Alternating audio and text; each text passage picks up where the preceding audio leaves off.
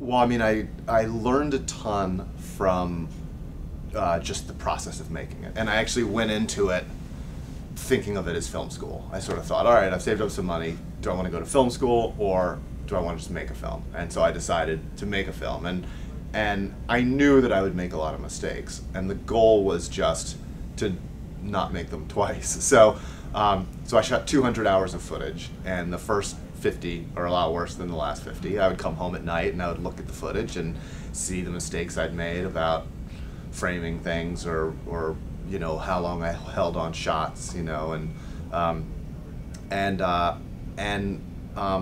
you know, I also watched a ton of documentaries and would really sort of analyze them. You know, I'd sort of watch them once for the pleasure of watching them, and then watch them again and try to really figure out the way that different shots, you know, wide shots and close-ups fit together, and the way that scenes were edited, and the way that each scene fit together in the overall arc, and really kind of tried to demystify it. And then during the editing, it was the same thing. I mean, I just spent probably 3 times as long as a good editor would have spent editing that movie, because I was literally spending hours and hours of trial and error. Just how long should this shot clip? You know, how long should this shot be with that shot? Or can you cut from these types of shots together? Try it. No, that doesn't look good. Well, what about this? No.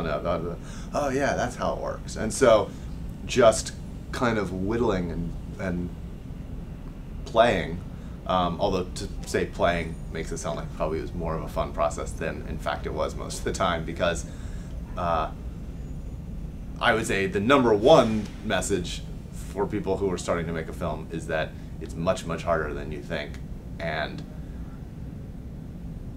working hard is the only, you know, just kind of grinding day after day after day after day is the only way to get through it.